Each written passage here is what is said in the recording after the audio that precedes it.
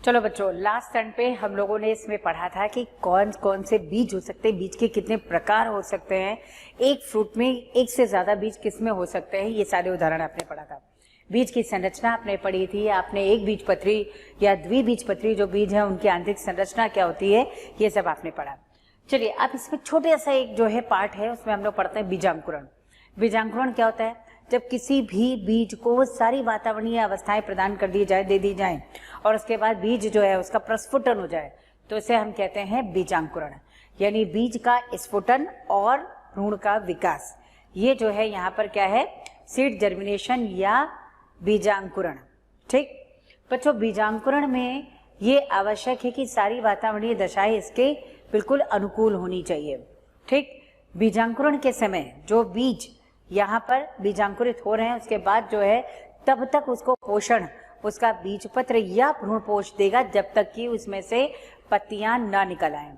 कुछ वातावरणीय दशाएं हैं जैसे प्रॉपर हाइड्रेशन या क्या कहते हैं उसको, नमी वाली अवस्था होनी चाहिए, जल उपलब्ध होना चाहिए, उसको ऑक्सीजन उपलब्ध होना चाहिए, प्रॉपर टेम्परेचर हो, पीएच हो, और बीजांकुरण प्रारंभ हो जाता है। ठीक, लेकिन कुछ ऐसे भी, अच्छा कौन से मुख्य रूप से हार्मोन है जो बीजांकुरण को प्रेरित करते हैं, आपको बताना है बच्चों। मेन जो यहाँ पर हार्मोन होता है that is gibberellic acid. Gibberellic acid hormone है जो बीजांकुरण को प्रेरित करता है। ठीक है, लेकिन अगर जो है बीज को सारी सुलभ वातावरणीय अवस्थाएं दे दी गई हैं, उसके बाद भी बीज अंकुरित होने से इनकार कर दे तो इसे कहते हैं प्रसुप्तन या डोरमेंसी। बच्चों सभी बीजों में ये डोरमेंसी पीरियड अलग अलग होता है। यानी सीड जर्मिनेशन जो हो रहा है ना, अगर वो डोरमेंट है तो ये डोरमेंसी पीरियड कहलाता है या प्रसुप्तन काल कहलाता है। ये प्रसुप्तन काल सब में अलग अलग होता है। ठीक, लेकिन सबसे ज्यादा प्रसुप्तन काल जो देखा गया वो आपको यहाँ पे ध्यान रखना है कि एक हम लोग पढ़ते हैं यहाँ पर फोनिक्स डेक्टाइलीफेरा, या इसको डेट पाम या खजूर कहते हैं। ठीक है, दूसरा है ल्यूपिनस आर्कटिकस। आर्कटिक टुंड्रा में जो है, आर्कटिक रीजन में खुदाई के पश्चात इसका बीज मिला, और आर्कटिक में जो ये ल्यूपिनस आर्कटिकस है, ये देखा गया कि इसमें 10,000 साल इसका प्रसुप्तन काल है। 10,000 सालों तक ये बीज सोता रहा, इसे अंकुरण की कोई जरूरत नहीं थी, तो 10,000 तक इसका प्रसुप्तन काल देखा गया बच्चों। 10,000 साल प्रसुप्तन काल। ठीक, इसके बाद जो है इसमें एक और फोनिक्स डेक्टाइलीफेरा या जिसको डेट पाम या खजूर कहते हैं। बच्चों यहाँ पे मृत सागर के पास किंग हेरोड, एक राजा हेरोड थे, उनका जो है राजमहल था, उसकी खुदाई से प्राप्त हुआ ये बीज, और यहाँ पे भी देखा गया तो 2000 साल इसका प्रसुप्तन काल था। यानी ये बीज भी जो है 2000 साल तक सोता रहा। सब लोगों ने कुंभकर्ण की भी नाक काट रखी है, इतने सालों ये सोता रहा, प्रसुप्तन में रहा, अंकुरण नहीं हुआ। तो ये दोनों काल आपको यहाँ पर याद रखना है प्रसुप्तन काल के रूप में।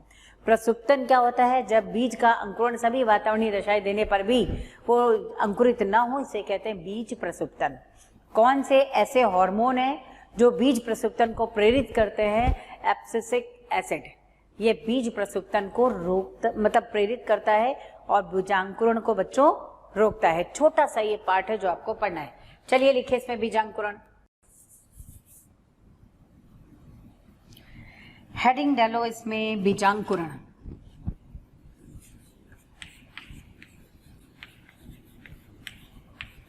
बीजांकुरण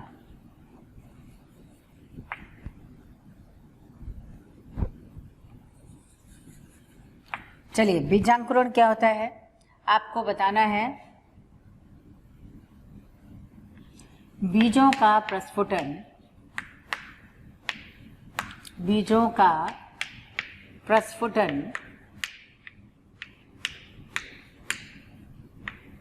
बीजों का प्रस्फुटन तथा भ्रूण का या भ्रूण की वृद्धि, भ्रूण की वृद्धि। बच्चों जब तक इसमें पत्तियां ना निकल जाए तब तक पोषण कौन प्रदान करेगा इसमें? या तो बीजपत्र होंगे द्विबीजपत्रियों में, या एक बीजपत्रियों में भ्रूणपोष। ठीक, नेक्स्ट पॉइंट लिखो।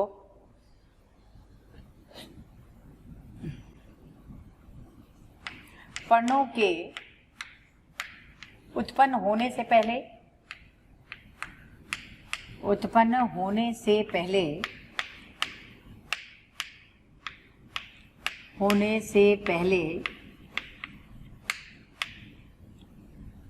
बीजपत्र,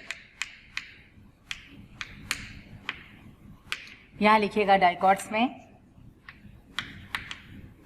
डाइकॉट्स बेटा ये शॉर्ट फॉर्म है, डाइकोटिलिडन्स कहते हैं और इसी का शॉर्ट फॉर्म है डाइकॉट्स। ठीक है, तो आप डाइकॉट्स इसलिए लिख रहे हैं, आपको लिखना है डाइकॉट्स में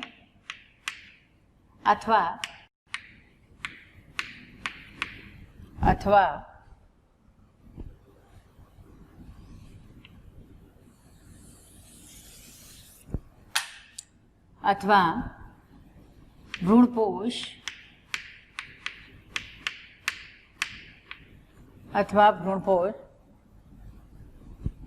आपको लिखना है मोनोकॉट्स में।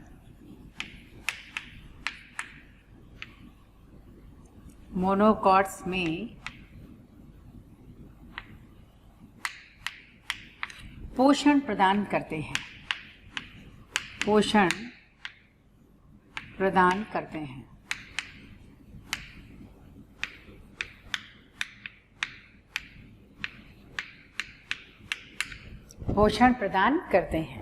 ठीक है, जब तक बीजांकुरण हो रहा है उस समय पोषण कौन दे रहा है, एनर्जी कौन दे रहा है, ये डिपेंड करता है टाइप ऑफ सीड पे। सीड कौन सा है, बीज कौन सा है। अगर द्विबीजपत्री तब तो बीजपत्र दे देगा, और अगर एक बीजपत्री है तो कौन देगा बच्चों, भ्रूणपोष। ठीक, नेक्स्ट हार्मोन का नाम लिखे। मुख्यतः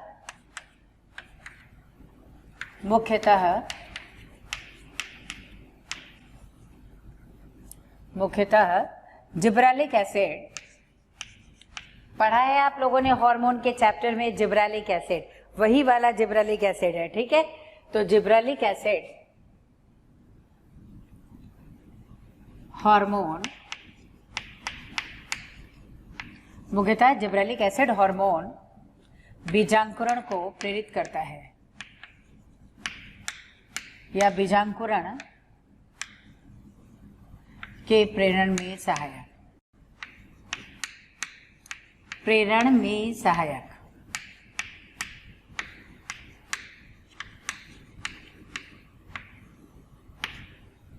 चलिए नेक्स्ट, इसमें बच्चों बीजांकुरण में हम लोगों ने फिजियोलॉजी में ऑलरेडी पढ़ रखा है कि ऊपरी भूमिक अंकुरण क्या है और अधोभूमिक अंकुरण क्या है। अगर बीजांकुरण के समय बीज मृदा से बाहर निकल आए बीज पत्राधार की वृद्धि के कारण, तब तो ऊपरी भूमिक अंकुरण है। और अगर यही बीज बीजांकुरण के समय मृदा के अंदर ही रह जाए बीज पत्रोपरिक की वृद्धि के कारण, तो इसे हम कहते हैं अधोभूमिक अंकुरण। ठीक है, ये आप लोगों ने फिजियोलॉजी में पढ़ा हुआ है, कार्यकी में, पादप कार्यकी में, तो यहाँ हम लोगों ने लिखना है। ये तो गया बीजांकुरण। अगला इसमें जो है आपको पढ़ना है बीज प्रसुप्तन।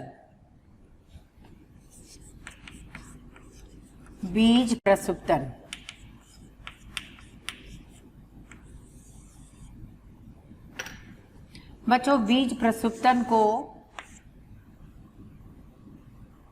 सीड डोरमेंसी कहा जाता है, अभी मैं यहाँ लिख दूंगी, और बीजांकुरण को भी आप लिख दीजिएगा, इसको कहते हैं सीड जर्मिनेशन।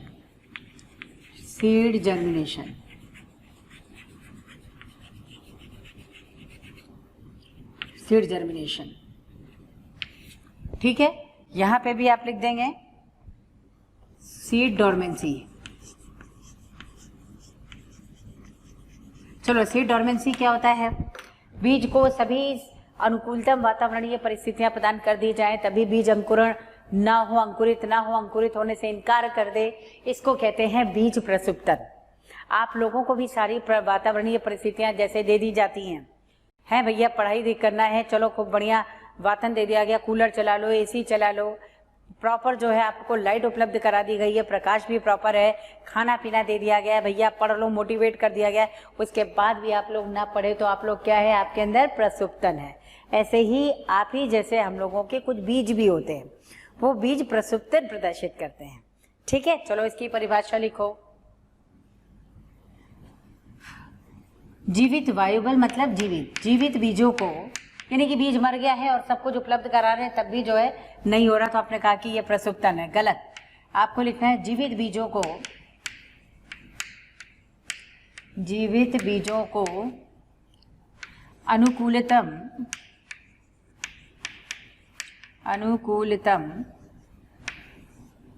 वातावरणीय परिस्थितियां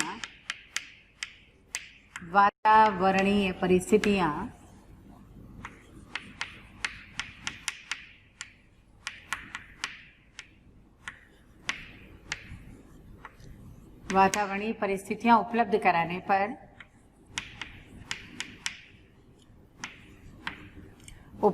कराने पर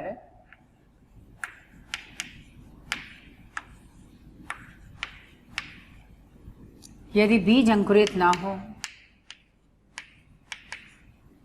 या जीवित बीजों को अनुकूलतम वातावरणीय परिस्थितियां उपलब्ध कराने पर बीजांकुरण ना हो, बीजांकुरण का ना होना या बीजांकुरण का अनुपस्थित होना,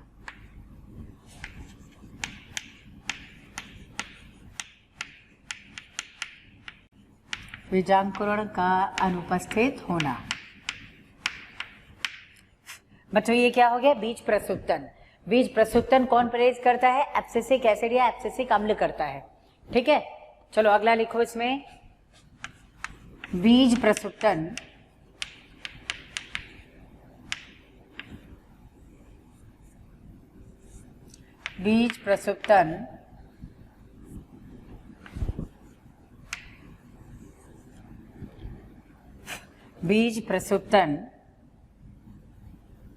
को एब्सिसिक एसिड, ए भी है, शॉर्ट में लिखते हैं ना बच्चों, ब्रैकेट में लिखो एब्सिसिक अम्ल,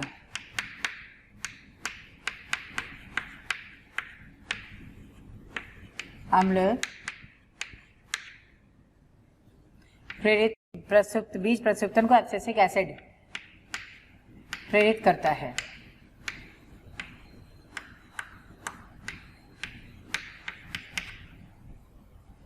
अब बीज प्रसुप्तन का कारण क्या है? हो सकता है भ्रूण अपरिपक्व हो सकता है बीजावरण कठोर हो सकता है बच्चों इसमें सही मतलब कठोर बीजावरण भी हो सकता है, या भ्रूण पूर्ण रूप से विकसित ना हो, या भोजन की कमी हो गई हो, या बीजांकुरण को प्रेरित करने वाले हार्मोन ना हो, इसकी कोई भी वजह हो सकती है। लेकिन सामान्य रूप से बीज प्रसुप्तन सब में होता है और बीज प्रसुप्तन काल सबका भिन्न भिन्न होता है। ठीक, तो उदाहरण आपको लिखना है, यहाँ लिखेगा अगला बीज प्रसुप्तन काल, या ये लिखेगा प्रसुप्तन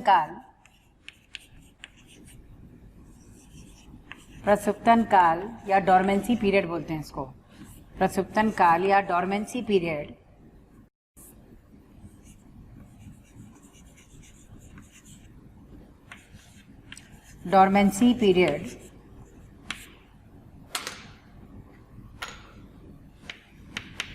प्रत्येक पादप में अलग अलग होता है या प्रत्येक पादप में भिन्न भिन्न होता है, भिन्न भिन्न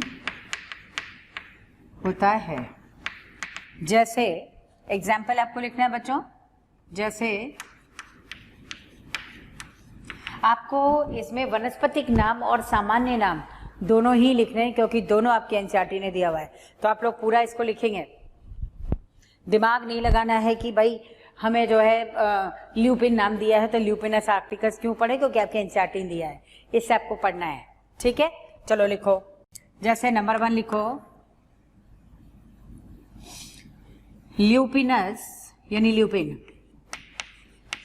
ल्यूपिन ब्रैकेट में लिखो ल्यूपिनस आर्क्टिकस, आर्कटिक में पाया जाता है ना, इससे आर्कटिक से नाम लिख दिया गया भैया, ल्यूपिनस आर्क्टिकस, ल्यूपिनस आर्क्टिकस। इसमें इसका जो है आपको लिखना है ये 10,000 साल है, ईयर्स। ठीक, अगला लिखना फोनिक्स डेक्टाइलीफेरा, इसको कहते हैं डेट पाम या खजूर। डेट पाम इंग्लिश में कहते हैं, हिंदी में कहते हैं खजूर, और इसको आपको लिखना है ल्यूपिन तो इधर हो गया है। Thank you student. हमें इतना प्यार देने के लिए। डेली काफ़ी संख्या में स्टूडेंट हमारे वीडियोस को देख रहे हैं और उसका लाभ उठा रहे हैं। बच्चों, आप सभी से मेरी ये रिक्वेस्ट है कि प्लीज़ नीचे दिए गए डिस्क्रिप्शन में दिए गए लिंक को प्रेस करिए और अपना एनरोलमेंट कराइए। बच्चों, इसके साथ ही जिन बच्चों को यहाँ पर डाउट सेशन की भी ज़रूरत है, साथ ही मटेरियल्स की भी ज़रूरत है, वो सभी हमारे प्रीमियम कोर्सेज को भी रजिस्ट्रेशन करवा सकते हैं।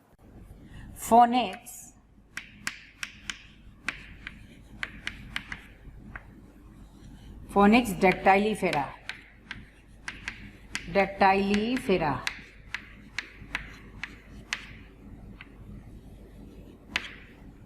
इसमें बच्चों 2000 साल ब्रैकेट में लिखना है। इसके लिए आप लिखना है मृत सागर के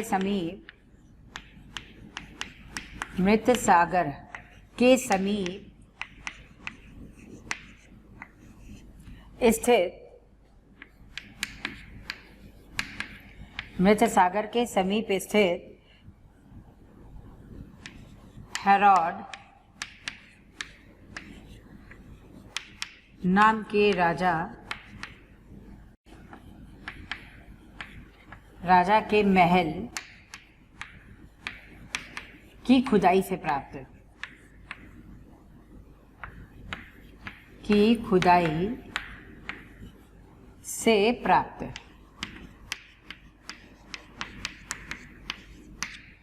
चलो बच्चों, ये इतना हो गया। अब एक इसमें आता है, ये तो हो गया पूरा बीजों का जो है क्या कहते हैं, कहानियाँ खत्म हो गई। बीजों में रूपांतरण आपने पढ़ा ना, बीज और फल ये लैंगिक जनन के उत्पाद है। तो बच्चों, जो ये बीज प्राप्त हो रहा है, इस बीज का फायदा क्या है? इसको हम लोग संग्रहित कर सकते हैं, भोजन के रूप में इसका उपयोग कर सकते हैं, और इसके साथ साथ जो है अगली पीढ़ी में या अगली उसमें साल इसको विकसित करा के नए पादप को प्राप्त करके नई फसल प्राप्त की जा सकती है। ठीक है, तो इतना ही पढ़ना है इसमें आपको। अब पढ़ना इसमें नेक्स्ट फल है। बच्चों, इसमें बीज और फल के बहुत सारे डायग्राम आपको दिए गए, वो डायग्राम्स आप लोग अपनी एनसीईआरटी से देख करके बना लेना। ये डायग्राम आपसे पूछे गए हैं। ठीक है, चलो नेक्स्ट इसमें लिखिए फल।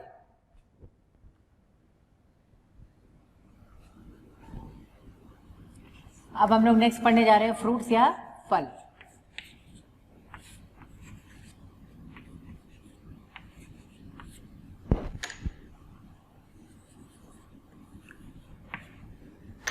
चलो भाई, ये फ्रूट्स और फल क्या होता है? मैंने जैसे बच्चों कहा कि जो बीजांड होते हैं ना, निषेचन के पश्चात क्या बनाते हैं? बीज। वैसे ही जो है ये फल भी बनते हैं। जो यहाँ पर अंडाशय होता है ना, ये निषेचन के पश्चात क्या बना लेता है? फल।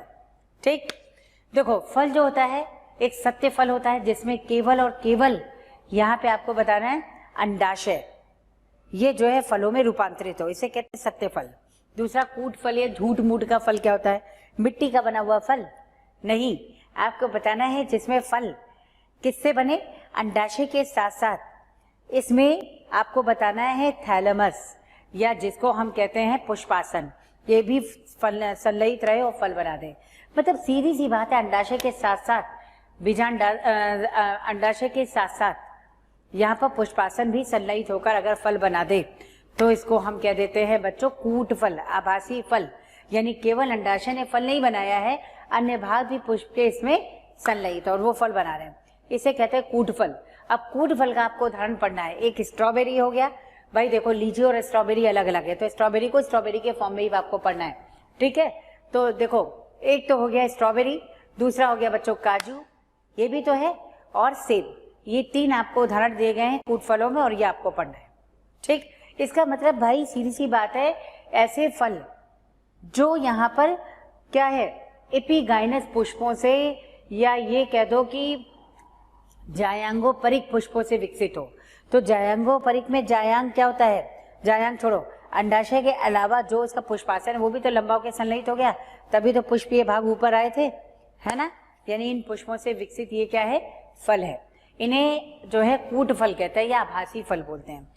तो एक तो हो गया भाई सत्य फल, जिसमें अंडाशय ही फल में विकसित हो जाए, और एक होता है कूट फल या आभासी फल, जिसमें आपको बताना है अंडाशय के साथ साथ अन्य पुष्पीय भाग संलयित हो, जैसे थैलेमस हो गया या जिसे आप पुष्पासन कहते हैं। ठीक है, एक बच्चों होता है अनिषेक फलन। पार्थिनोकार्पिक फ्रूट, ये क्या होता है? ऐसे फल जो बिना निषेचन से बने, ऐसे फल जो बिना निषेचन से बन जाए, इन्हें कहते हैं कूट फल यानी झूठ मूठ के फल। सीधी सी बात है। नहीं, अनिषेक फल का मतलब कूट फल तो वो हो गया, और अनिषेक फल का मतलब है पार्थिनोकार्पिक फ्रूट का मतलब बिना निषेचन के बना हुआ है, तो ये भी तो पार्थिनोजेनेटिकली डेवलप हो गया। पार्थिनोजेनेसिस एक प्रक्रिया है, ठीक है, और अनिषेक फलन उस फल को कह दिया जाता है। मेरे ख्याल में ये समझ में आ रहा है बच्चों। तो अनिषेक फल आपसे पूछा गया है, उदाहरण क्या होगा? सीधे केला ही पूछा जाता है आपसे। हालांकि बहुत सारे ऐसे फल विकसित किए गए हैं, जैसे अंगूर भी आप देखो उसमें बीज नहीं निकलता। जितने अनिषेक फल होते हैं ना, इन सब में बीज नहीं होता है, सीधी सी बात लिख लो इसको, ठीक है। इसके बाद बच्चों में इसमें आपको पढ़ना है, कुछ रसदार फल होते हैं, कुछ शुष्क फल होते हैं, इसकी बात बाद में करेंगे। चलो पहले लिखो, आपको लिखना है फल क्या होते हैं, तो आपको लिखना है अंडाशय यानी ओवरी, ओवरी यानी अंडाशय, अंडाशय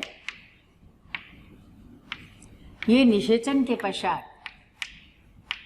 अंडाशय निषेचन के पश्चात ये पे बनाता है यहाँ पे फ्रूट्स या फल, या फल बनाएगा, ठीक है। इसके बाद बच्चों आपको बताना है फलों के प्रकार। फलों के प्रकार में आप बताएंगे, पहला इसमें आ जाएगा,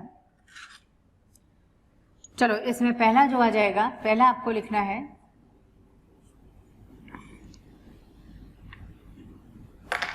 हाँ चलो पहला लिखो सत्य फल या true fruits, true fruits, true मतलब सत्य, जिसको हम लोग यू कार्प भी कहते हैं। यू मतलब अच्छा, वेल, पूर्ण विकसित, कार्प मतलब फ्रूट्स, यू कार्प।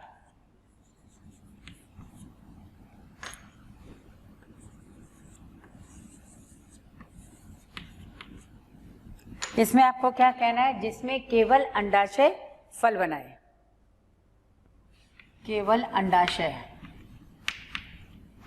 या ओवरी फलों में रूपांतरित, फलों में रूपांतरित।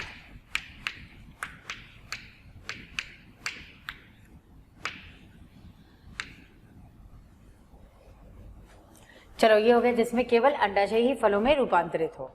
अगला इसमें तो मोस्टली तो इसी में एग्जाम्पल आ जाएंगे, प्रायः उपस्थित, ये प्रायः ऐसे ही फल है। दूसरा इसमें आपको लिखना है फॉल्स फ्रूट, फॉल्स फ्रूट या इसको कहते हैं कूट फल या आभासी फल भी बोलते हैं, और इसको कहते हैं बच्चों स्यूडोकार्प। स्यूडोकार्प का ही मतलब कूट होता है।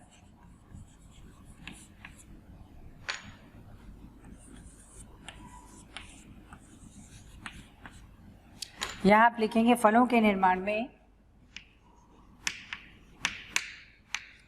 फलों के निर्माण में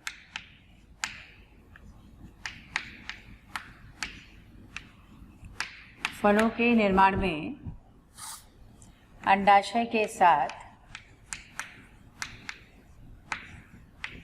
अंडाशय के साथ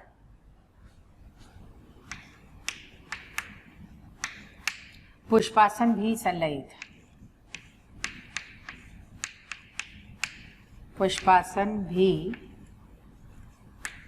संलयित।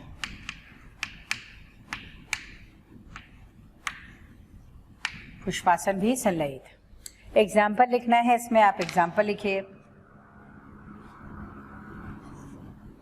एग्जाम्पल होगा इसमें एक तो स्ट्रॉबेरी, स्ट्रॉबेरी, दूसरा सेब। सेब पे तो आपसे क्वेश्चन भी पूछा गया बच्चों, स्ट्रॉबेरी पे भी आया हुआ है, और एक आ गया काजू। वैसे आप वो सभी उदाहरण लिख सकते हैं जो आप लोगों ने यहाँ पर उसका क्या नाम है, एपिगाइनस फ्लावर का उदाहरण लिखा है। जैसे एपिगाइनस फ्लावर में आप लोगों ने लिखा हुआ है, अमरूद भी इसी में आता है, ठीक है। अमरूद हो गया, सेब हो गया, स्ट्रॉबेरी तो है ही है, काजू है ही है। इसके अलावा आप लोगों ने इसमें और भी पढ़ा है रे फ्लोरेट ऑफ सनफ्लावर, तो वो तो लेना नहीं है, लेकिन खीरा इसी में आता है। तो आप अन्य उदाहरण भी लिख लीजिए। ये आ सकते हैं बच्चों, इंफीरियर ओवरी में सब आया हुआ है। कुकरबिट्स डाल दो सीधे,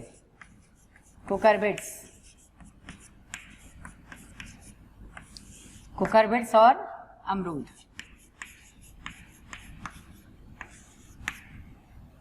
अब इन्हीं में आप देखेंगे तो ये जो फल है, एक पार्थिनोकार्पी भी है इसी में,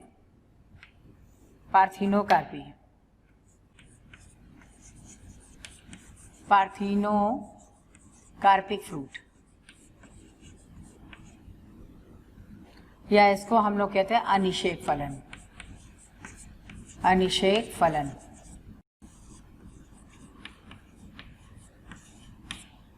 फ्रूट्स।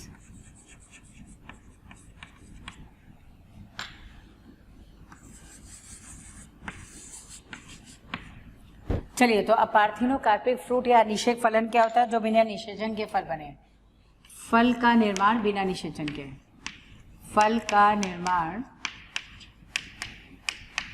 बिना निषेचन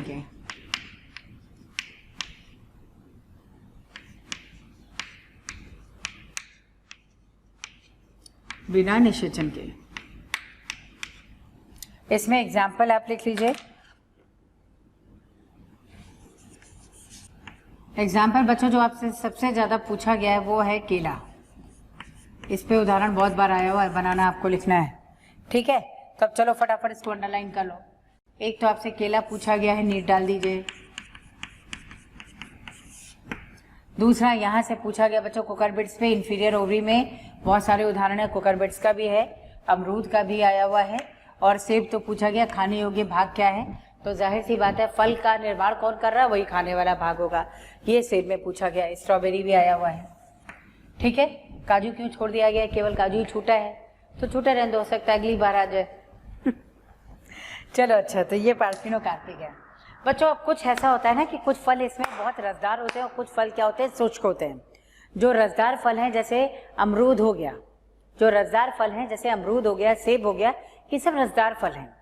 और जो फल यहाँ पर एकदम जैसे बीज है, आप इसमें ले लो ना, मटर है, जैसे मटर हो गया, सेम हो गया, ये शुष्क हो जाते हैं बाद में। तो जिनमें परिपक्वता पर फल भित्ति शुष्क हो जाए, शुष्क फल है, और जिसमें रसदार रह जाए उसे रसदार फल कहते हैं, ठीक है? या उसको जो है रसदार फल ही कहते हैं वैसे तो, और मांसल फल भी बोलते हैं, ठीक है? बहुत सारे एग्जाम्पल हैं, जैसे सेब हो गया, या खीरा हो गया, या अमरूद हो गया, या ग्रेप्स हो गए, अंगूर हो गए, ये सब आते हैं बच्चों इसमें। बस जल्दी से लिख दो, शुष्क फल और रसदार फल। यहाँ आप लिखे शुष्क फल यानी ड्राई फ्रूट्स। अब ड्राई फ्रूट्स का मतलब ये नहीं कि बादाम और ये सब आप लिखने लग जाएं खाली, तो ये शुष्क फल हो गया। और एक आता है बच्चों रसदार फल, रसदार यानी फ्लैशी फ्रूट्स।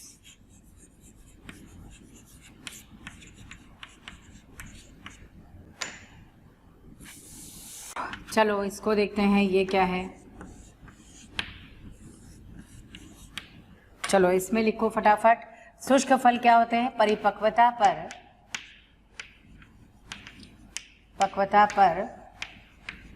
फल भित्ति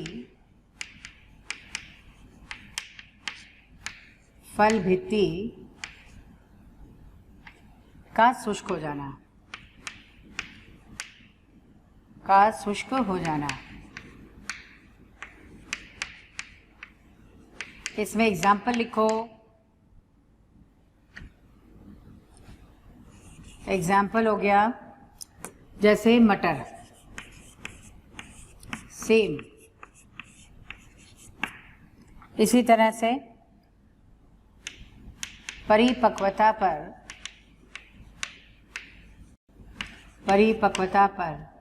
भी फल भित्ति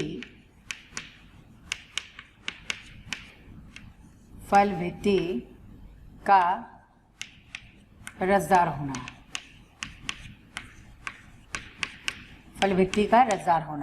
एग्जाम्पल लिखे इसमें, इसके एग्जाम्पल होंगे। चलो इसमें एग्जाम्पल होंगे सेब, अमरूद, बच्चों, काफ़ी संख्या में डेली हमें बहुत सारे कमेंट्स आ रहे हैं कि वी प्लीज़ इस टॉपिक पे वीडियो बनाएं, इस सब्जेक्ट पे वीडियो बनाएं। तो आप सभी से मेरी रिक्वेस्ट है कि प्लीज़ हमारे यूट्यूब चैनल को सब्सक्राइब करें और उसमें दिए गए बेल आइकन को प्रेस करें ताकि टाइम टू टाइम आपको नोटिफिकेशन मिलता रहे। बच्चों, हम ऐसा इसलिए कह रहे हैं कि बहुत सारे बच्चे उसी टॉपिक की रिक्वेस्ट करते हैं जो ऑलरेडी हमारे चैनल्स पे दिए हुए हैं। तो आप सभी से रिक्वेस्ट है कि आप सभी जो है उस चैनल पे जा कर के उन सारे वीडियोस का लाभ ज़रूर उठाएं। सेब है, अमरूद है, अंगूर है,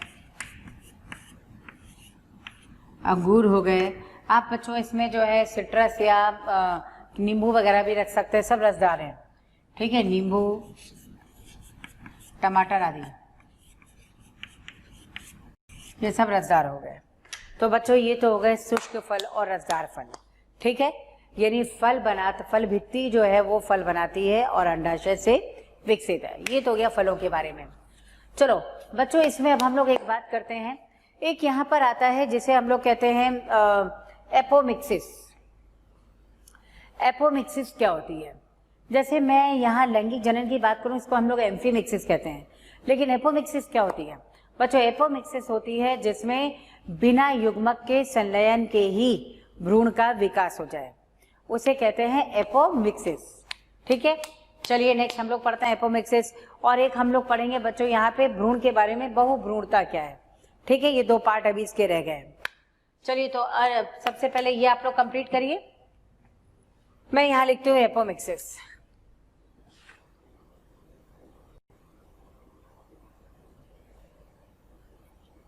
एपोमिक्सिस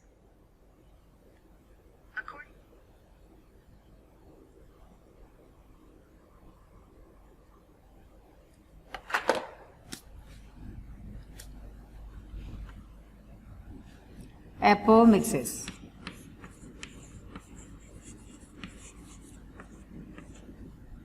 असंग जनन कहते हैं इसको, हिंदी में कहते हैं असंग जनन।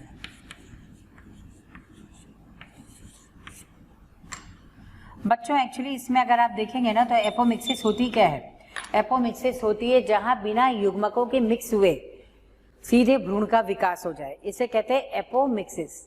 ठीक है, तो एपोमिक्सिस का मतलब ये होता है बिना युग्मक के संलयन, यानी आप यूं कह सकते हो कि जो अलैंगिक जनन है ये एपोमिक्सिस ही है।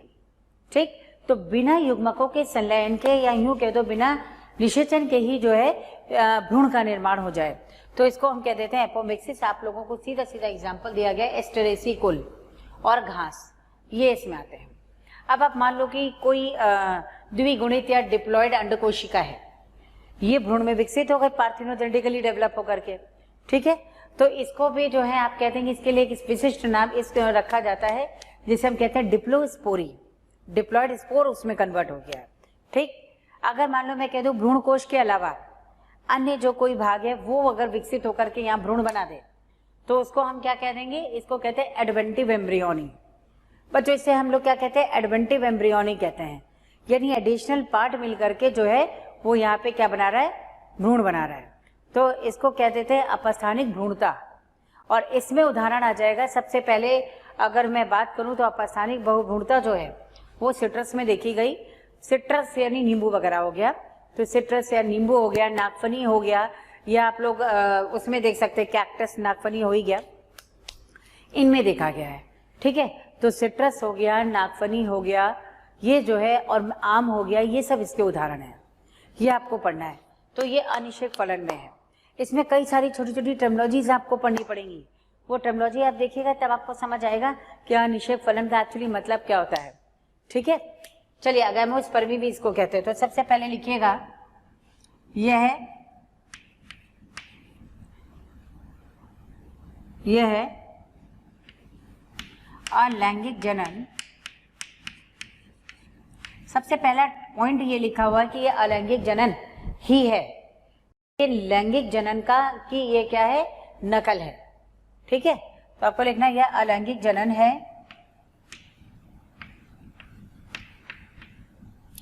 अलैंगिक जनन है जो लैंगिक जनन की नकल है,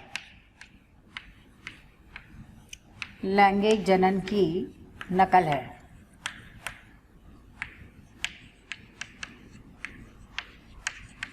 जो लैंगिक जनन की नकल है। इसमें बच्चों आपको बताना है कि ये एक अलैंगिक जनन है जो लैंगिक जनन की एक नकल है। इसमें बिना युग्मक संलयन के ही बिना युग्मक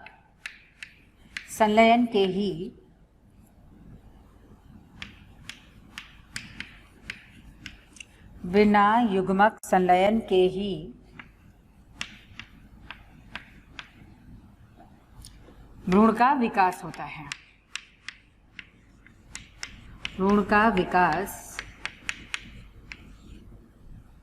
होता है।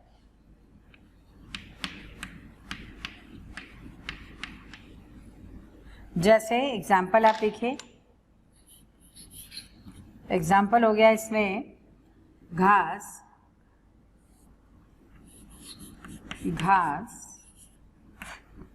एस्टेरेसी कुल में क्या आता है? एस्टेरेसी कुल क्या होता है? मैंने कहा था ऐसा कुल जहां एस्टर का मतलब स्टार होता है, तारे नुमा जो है पुष्पीय भाग होते हैं, जैसे सनफ्लावर, सूर्यमुखी, ठीक है, जैसे एस्टेरेसी कुल।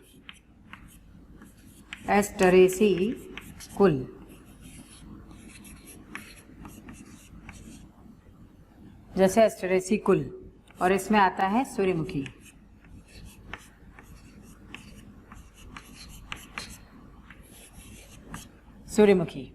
ठीक है बच्चों, ये हो गया एपोमिक्सिस का प्रकार, सूर्यमुखी एस्टेरेसी कुल में आता है। इसमें से आपको बताना कौन से भाग हैं जो किस भाग में रूपांतरित होगा। एक उदाहरण मैं लिख रही हूं, जैसे मान लो डिप्लॉयड मतलब द्विगुणी। मान लीजिए कि डिप्लॉयड अंडकोशिका,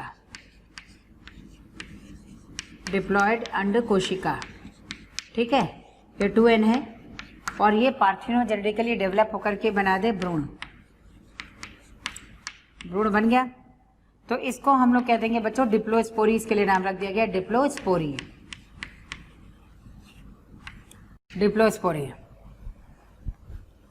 ठीक है।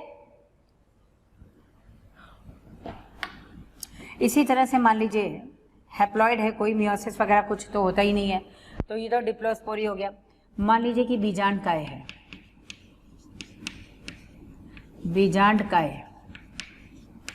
या अध्यावरण,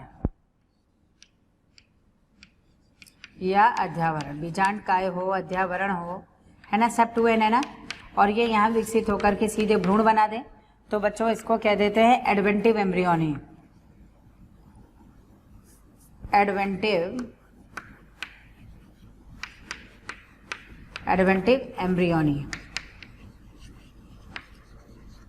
या इसको हम लोग कह सकते हैं एडवेंटिव एम्ब्रियोनी कह दो, या कह दो अपस्थानिक भ्रूणता।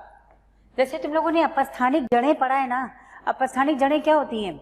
जो मूलांकुर के अलावा पादप के किसी भी भाग से विकसित हो जाए।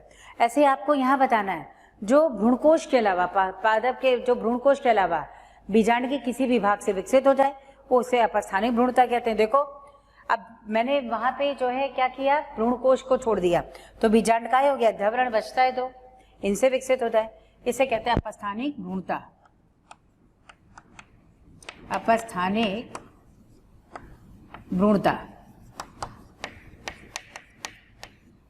ठीक है, अपस्थानिक भ्रूणता हो गई। ये क्लियर है बच्चों? तो यहाँ आपको बताना है सीधे डेवलप हो जाए। इसी से संबंधित कुछ शब्दावलियां हैं जो मैं आपको बताती हूँ। एक होता है एपोस्पोरी और दूसरा होता है एपोगेमी। चलो, इसमें 2 शब्द होते हैं बच्चों, बहुत इंपॉर्टेंट है, इसको ध्यान से मेरी बात सुनना। एपोस्पोरी और एपोगेमी क्या होता है? एक होता है एपोस्पोरी और एक होता है इसमें शब्द एपोगेमी।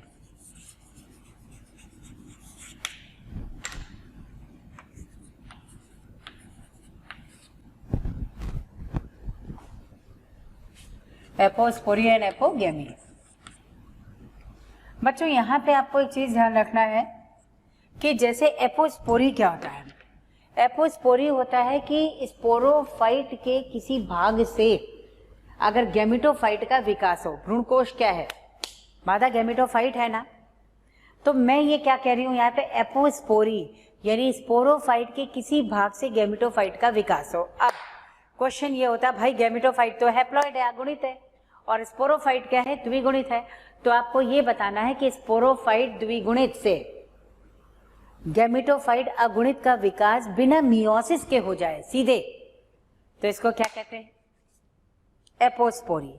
अगर एपोस्पोरी, स्पोर याद रखो, स्पोरोफाइट से बिना अर्धसूत्री विभाजन के गैमेटोफाइट का विकास होता है, डायरेक्ट हो जाता है, ये कोई बड़ी बात नहीं है।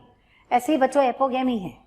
एपोगेमी क्या होता है, एपोगेमी होता है गैमेटोफाइट यानी भ्रूणकोश के किसी भाग से, भाई आप क्या पढ़ रहे हो, एपोगेमी पढ़ रहे हो ना, गैमेटोफाइट या भ्रूणकोश के किसी भाग से सीधे स्पोरोफाइट का विकास बिना किसी निषेचन के, ये कहलाता है एपोगेमी। एपोगेमी सुनते ही समझ जाओ गैमेटोफाइट से विकास हो रहा है, और अगर एपोस्पोरी कहे तो भैया स्पोर से स्पोरोफाइट से विकास है, लेकिन स्पोरोफाइट तो डिप्लॉयड है, गैमेटोफाइट तो हैप्लॉयड है, तो बिना मियोसिस वो लिख दो। अब मैं कह रही हूँ एपोगेमी है यानी गैमेटोफाइट से विकास हो रहा है, तो गैमेटोफाइट तो हैप्लॉयड है, अगुणित है, तो बिना किसी निषेचन के ही जो है उससे आपको बता देना है स्पोरोफाइट का विकास। ठीक है, एपोस्पोरी है, ये बहुत कॉमन है जो आप संज्ञान पढ़ रहे हैं, तो इसमें लिखो फटाफट एपोस्पोरी। एपोस्पोरी में लिखो स्पोरोफाइट, स्पोरोफाइट यहां लिखिएगा 2n से बिना मियोसिस या अर्धसूत्री विभाजन के, बिना मियोसिस या अर्धसूत्री विभाजन के गैमेटोफाइट का विकास, गैमेटोफाइट का विकास, गैमेटोफाइट हैप्लॉइड है, ठीक है, का विकास। ये कोई उदाहरण नहीं बच्चों, किसी भी पादप में इस तरह का हो सकता है। चलो दूसरा है एपोगेमी। आपको लिखना है गैमेटोफाइट, गैमेटोफाइट जो कि हैप्लॉइड है से बिना निषेचन या युग्मक संलयन, बिना निषेचन स्पोरोफाइट का विकास,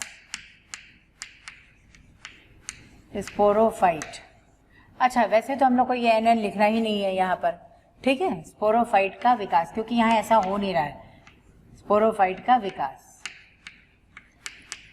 ये आपको समझना है कि गैमेटोफाइट हैप्लॉइड होता है और डिप्लॉइड से हैप्लॉइड अगर विकसित हो रहा है, इसका मतलब कोई यहाँ पर मियोसिस नहीं हो रही, डिप्लॉइड से डिप्लॉइड ही विकसित हुआ, ये असामान्य अवस्था है। डिप्लॉइड से डिप्लॉइड ही विकसित होगा, लेकिन गैमेटोफाइट कह दिया गया है। यहाँ गैमेटोफाइट हैप्लॉइड है तो हैप्लॉइड से हैप्लॉइड का ही विकास होगा, चाहे वो स्पोरोफाइट ही क्यों ना हो, ठीक है। तो स्पोरोफाइट का विकास, जैसे अभी आप ये वाला सारा पढ़ रहे हो, ये सब क्या है, भ्रूण क्या है, आगे स्पोरोफाइट ही बनाएगा ना बेटा, तो भ्रूण जो विकसित हो रहा है ये स्पोरोफाइट ही बना रहा है, तो स्पोरोफाइट का विकास हो रहा है गैमेटोफाइट से, आप देख लो, ठीक है। चलो ये हो गया दो टर्म। एक था बच्चों कि आजकल एपोमिक्सिस की खोज की जा रही है, क्यों? देखो सबसे पहले क्या है, जो एक यहाँ पे पॉइंट देते हैं ना कि अगर एपोमिक्सिस की खोज हो जाए या एपोमिक्टिक जीन की खोज हो जाए तो ये किसानों के लिए बहुत जो है फायदेमंद हो जाएगा। क्यों? क्योंकि किसान हर साल हाइब्रिड बीज या संकर बीज खरीद रहे हैं जो बहुत ही महंगे होते हैं, उनके लिए पड़ते हैं, और उनको अगली जनरेशन में ये उगा भी नहीं सकते हैं। क्यों? क्योंकि लक्षण क्या हो जाते हैं, पृथक हो जाते हैं। इससे अगर एपोमिक्टिक जीन का विकास हो जाता है तो किसानों के लिए ये क्या हो जाएगा, बहुत सस्ते में उपलब्ध हो जाएगा, ठीक। इससे जो है पूरी दुनिया भर में इसकी रिसर्च चल रही है कि इसकी रिसर्च हो जाए, एपोमिक्टिक जीन, कोई एपोमिक्टिक जीन जो है इस तरह से मिल जाए, तो जो हाइब्रिड सीड है ना, इसी को एपोमिक्टिकली विकसित करा करके बस किसानों के लिए सस्ते बीजों को उपलब्ध कराया जा सकता है, ठीक। चलो देखो यहां आप लिखेंगे यदि एपोमिक्टिक जीन की खोज हो जाए, एपोमिक्टिक जीन की खोज हो जाए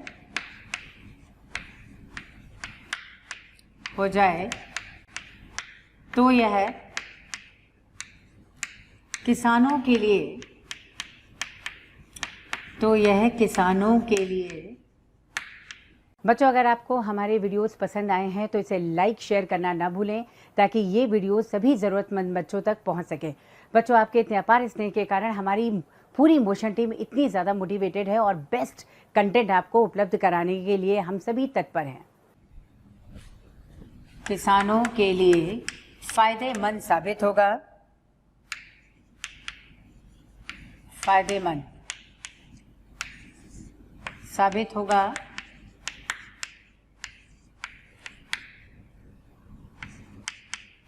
फ़ायदेमंद साबित होगा क्योंकि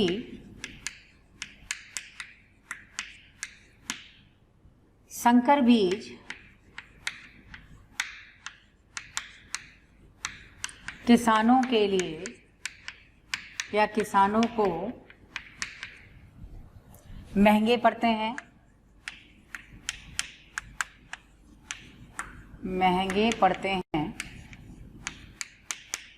परंतु वह अगले वर्ष विकसित कराने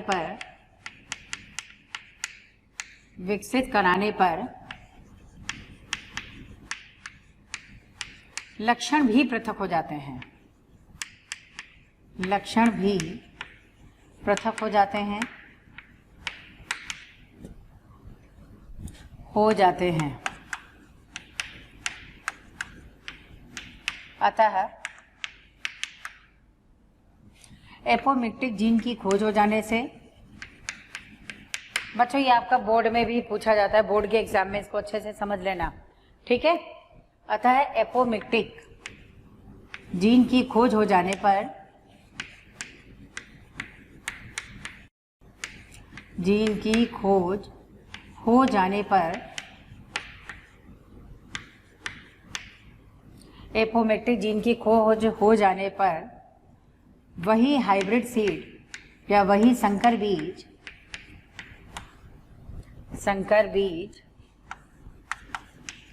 सस्ती दरों पर उपलब्ध कराए जाएंगे, सस्ती दरों पर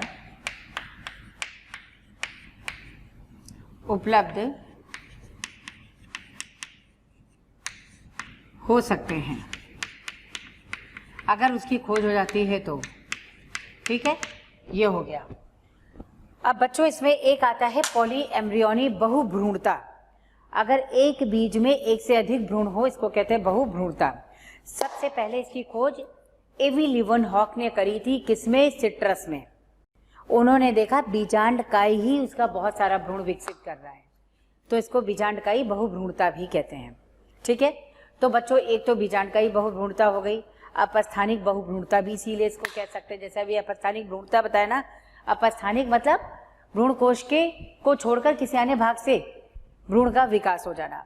तो ये तो एक भ्रूण है, लेकिन यहाँ बहुत सारे भ्रूण उसी से बन जाते हैं, अपस्थानिक बहुभ्रूणता कहते हैं। एक विदलन बहुभ्रूणता थी बच्चों, जैसे ही जाइगोट या युग्मनज बना ना, वो टूट करके छोटे छोटे भाग में विकसित हो गया और हर भाग इसमें भ्रूण बना ले, तो इसे भी हम क्या कह देते हैं? विदलन बहुभ्रूणता, ठीक। यानी बहुत सारे भ्रूण, कई भ्रूण ये एक ही जाइगोट के टूटने से बने। बात समझ में आ गया? एक मिश्रित बहुभ्रूणता होती है।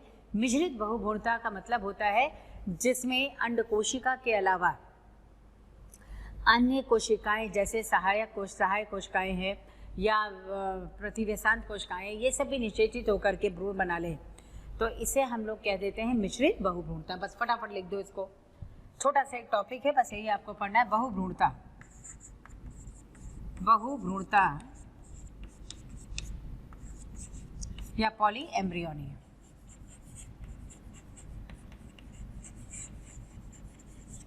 पॉली एम्ब्रियोनी बच्चों, इसमें बहुभ्रूणता या पॉली एम्ब्रियोनी क्या है? लिखो। सबसे पहले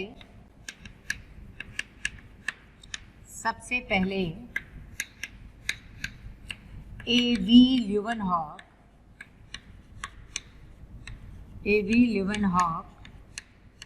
द्वारा सिट्रस में क्या होगा? बीजांडकाई बहुभ्रूणता,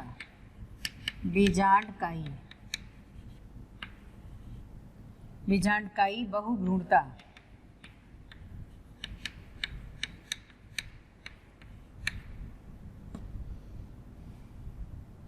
में की गई।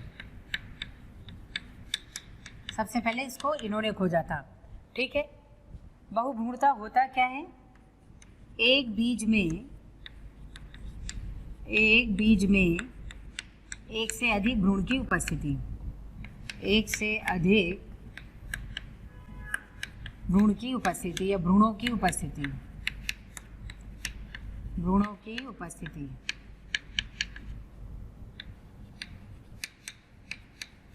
ठीक है। इसी के प्रकार है बच्चों। पहला प्रकार देखो,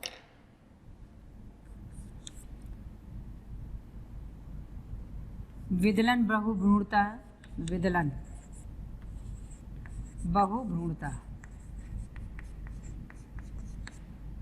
विदलन बहुभ्रूणता का मतलब होता है बेटा जहां पर जाइगोट के विदलन से या जाइगोट के विदलन मतलब टूटना, जाइगोट के टूटने से कई भ्रूणों का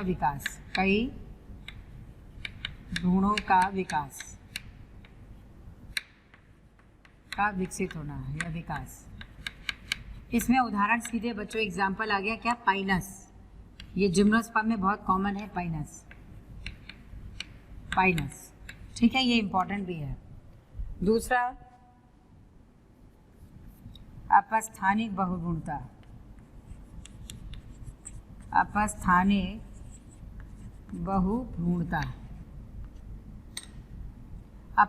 बहुभ्रूणता क्या होगा? इसको देखो, अपस्थानिक बहुभ्रूणता होता है बच्चों जहां पर बीजांडकाय के अलावा न्यूक्लियस या इंटेगुमेंट से विकसित हो, ठीक है। तो आपको कह रहा है बीजांडकाय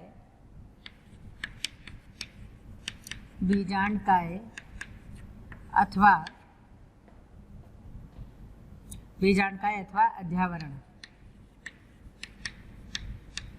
अध्यावरण से कई भ्रूणों का विकास। एग्जाम्पल लिखो, अपस्थानिक बहुभ्रूणता और बीजांडकायी बहुभ्रूणता भी यही है। इसमें लिखिए आम,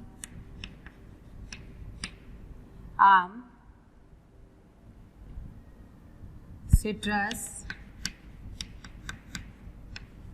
मिक्स तो नहीं पूछा जाता, इतना लिख देना, आम है, सिट्रस है और नागफनी है। इतनी बहुभ्रूणता आपको पढ़ लेना है बच्चों, ठीक। अब एक लास्ट टॉपिक, छोटा सा टॉपिक बचा है बच्चों। एक होता है आर्टिफिशियल प्रोपगेशन, यानी कृत्रिम जनन। क्या होता है? आप देखते हो कि हम लोग क्या करते हैं, जैसे बारिश का समय आ गया या बसंत ऋतु आ गई तो गुलाब की डंडी को उखाड़ा, मिट्टी में लगा दिया, उससे नया पौधा विकसित हो गया। इसे बच्चों कहते हैं कृत्रिम जनन, ठीक है। ये कटिंग द्वारा हो सकता है, कर्तन द्वारा, या तने को कट करके नीचे की ओर मिट्टी में दबा दो, उससे विकसित हो सकता है, या फिर हो सकता है कि दो तनों को काटकर आपस में जोड़कर एक पादप के रूप में विकसित करा दिया जाए। यही बच्चों कृत्रिम जनन है, ठीक है। बस छोटा सा पार्ट है जिसको आपको लिखना है, इसके बाद ये आपका पार्ट कंप्लीट। चलिए, कृत्रिम जनन इसमें लिखिए,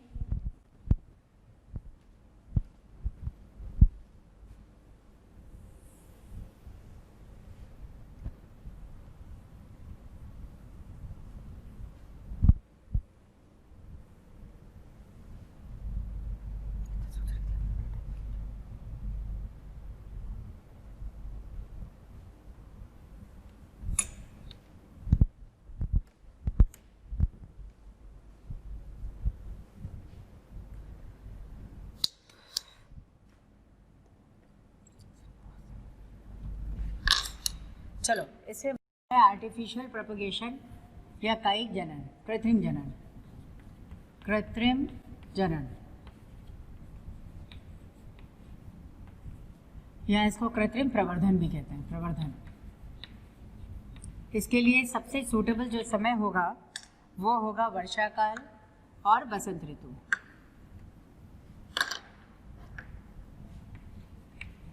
वर्षा काल और बसंत ऋतु,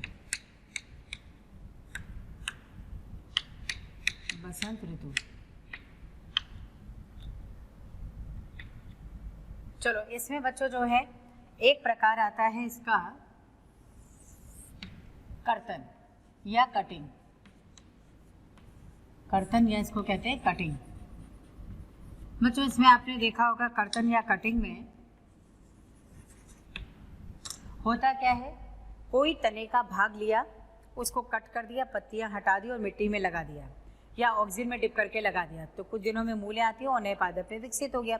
यही कर्तन है। जैसे नींबू में आप देख लो, सिट्रस में देख लो, आप गन्ने में देख लो, ऐसे ही लगता है ना।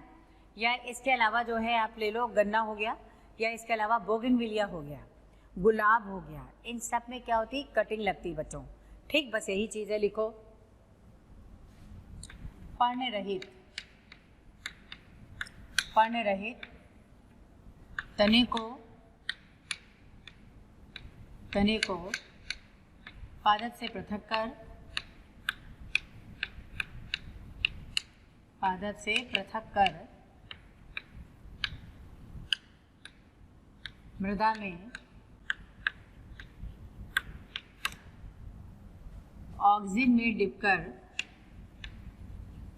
ऑक्सीजन में डुबाकर पृथक कर मृदा में ऑक्सीजन में डुबाकर विकसित कराया जाता है, विकसित कराते हैं।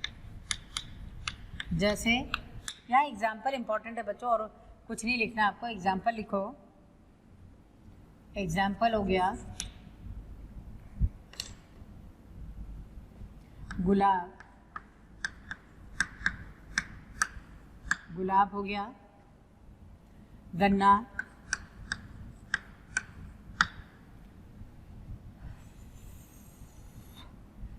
सिट्रस या नींबू। सिट्रस वैसे मौसमी को कहते हैं, तो सिट्रस लिख रहा हो या नींबू लिखो, एक ही बात है। सिट्रस है, नींबू है, गुलाब है, गन्ना है, बोगनविलिया है, बोगनविलिया, बोगनविलिया आदि। इसी तरह से बच्चों इसमें एक होता है स्तरण या लेयरिंग, स्तरण या इसको कहते हैं लेयरिंग। आपने देखा होगा कि कुछ प्लांट ऐसे होते हैं जिसमें, कुछ प्लांट ऐसे होते हैं जिसमें पत्तियों को मान लो पुराने तने हैं और वो मृदा तक पहुंच सकते हों, तो उनमें हम लोग क्या करते हैं, पत्तियां हटा के बीच बीच में थोड़ा थोड़ा कट लगा के थोड़ी थोड़ी दूरी पर मिट्टी के नीचे दबा देते हैं। कुछ दिनों में वहाँ से जड़ें निकल आती हैं, उनको काट कर अलग लगा दो। यही क्या है यहाँ पर, स्तरण। ठीक है, तो इसके प्रकार नहीं जानना है, बस आप ऐसे लिखेंगे, किसी पौधे की पुरानी या पौधे की पुरानी शाखा,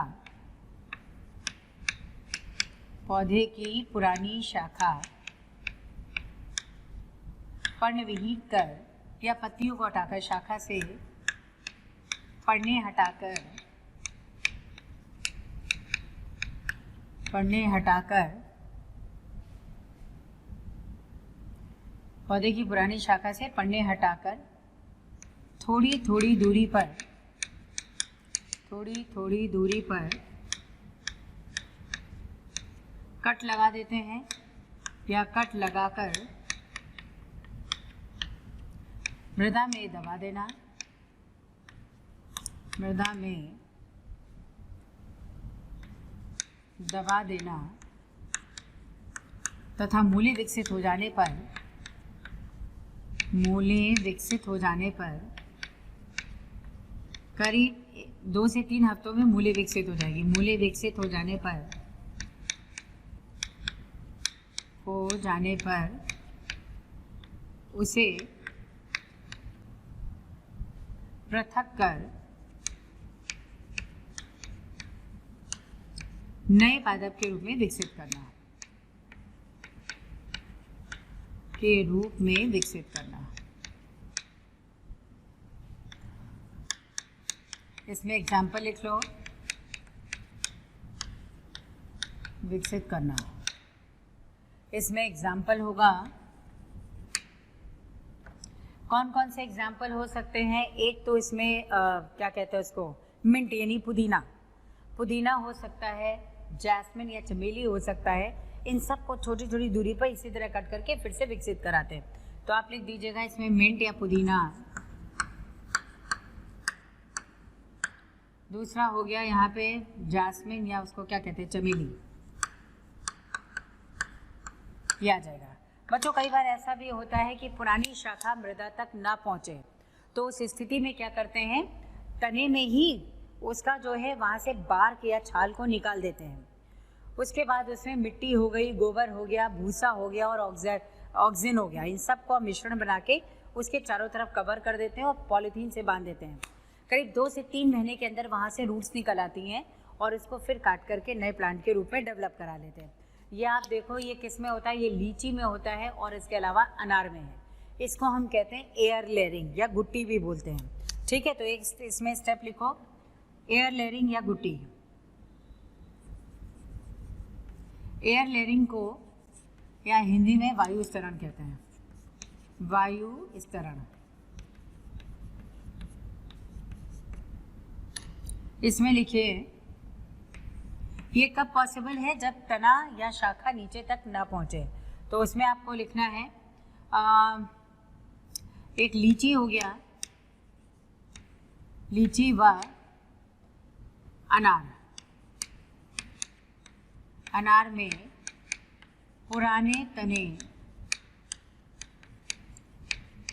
तने से छाल हटाकर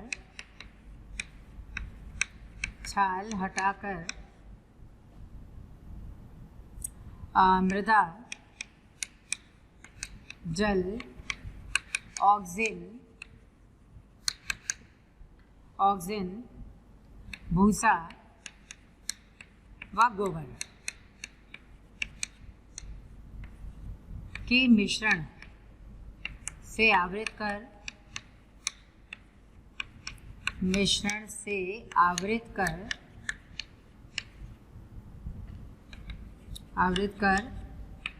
पॉलीथीन से कवर कर देते हैं। पॉलीथीन से आवृत कर देते हैं या आवृत करने पर 2 से 3 महीने में मूलें विकसित हो जाने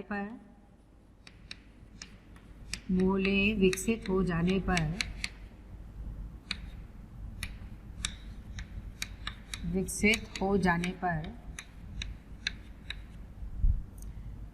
पृथक कर नए पौधे के रूप में विकसित करा दिया जाता है। नए पौधे के रूप में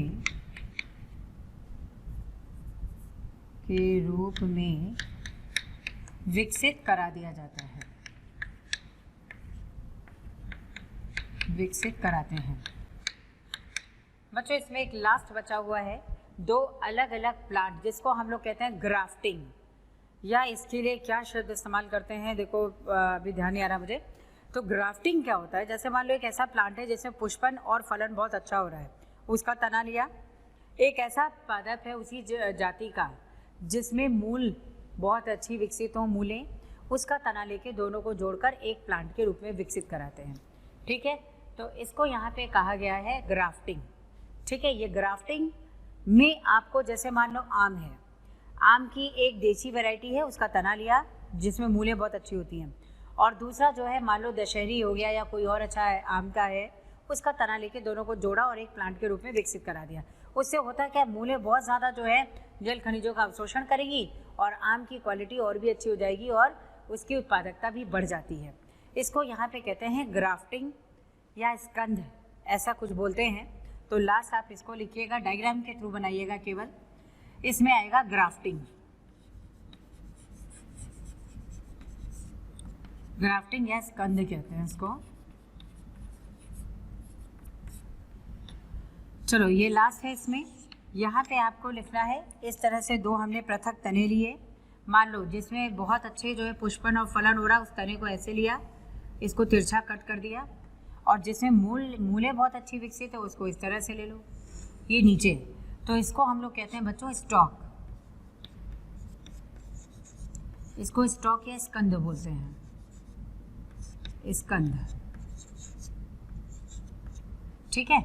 और ये जो ऊपर वाला भाग है इसको कहते हैं शियोन, ठीक। अब इसको इस तरह से विकसित कराना ही जो है वो क्या है, ग्राफ्टिंग है। मान लो स्टॉक है तो आप ब्रैकेट में इसमें लिख दो जिसमें मूलें अधिक विकसित हो, या जिसमें मूलें अच्छी विकसित हों, अच्छी विकसित हों।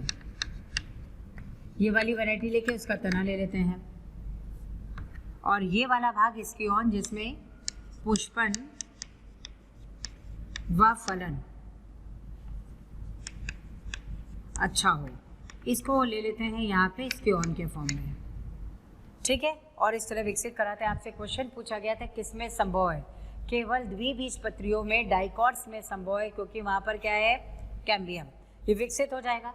दूसरा क्वेश्चन पूछा गया था बच्चों, एम्स में आया हुआ है कि पुष्प और फल में जीन प्रारूप या जीन का टाइप कैसा होगा, तो आपको बताना है इसकी ऑन के प्रकार का, ठीक है। तो आपको यहाँ पे लिखना है केवल डाइकॉट्स में उपस्थित या डाइकॉट्स में संभव,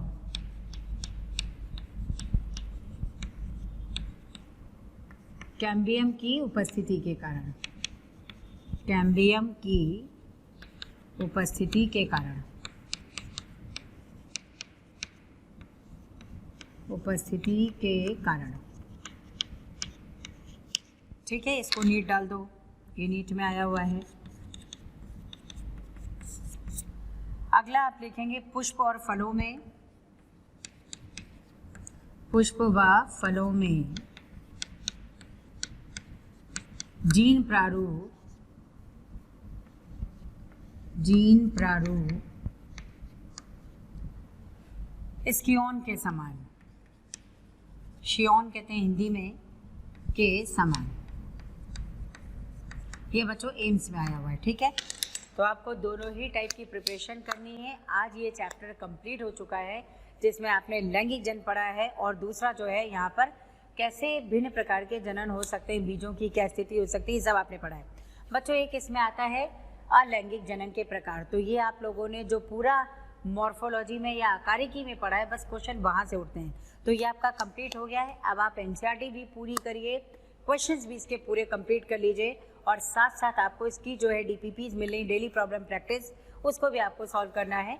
और फिर एक दिन हम लोगों का लाइव सेशन होगा जिसमें हम लोगों का इसके साथ डिस्कशन हो जाएगा। ओके, थैंक यू बच्चों। बच्चों, अगर आपको मेरी वीडियोस पसंद आई है तो बाकी के कंटेंट के लिए इस नंबर पे कॉल करें 180021217999। Thank you.